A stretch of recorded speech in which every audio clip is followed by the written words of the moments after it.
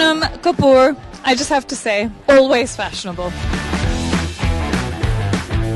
Always fashionable. Who are you wearing tonight? I'm wearing an archival Abu Jani Sandeep Khosla.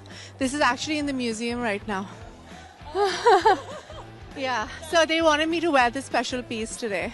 What do you think it sets? Like, it sets everything apart from the world, you know, because we've never had anything like this. And not only that, like, I've seen that it's at a world-class level. Like, it's extraordinary, and it's so intrinsically Indian, but it's also just international. How do you think this will impact the cultural landscape of India?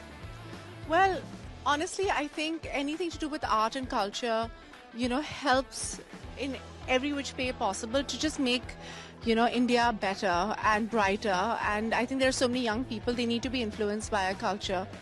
Yeah. Thank you so much, Sonam. You look beautiful.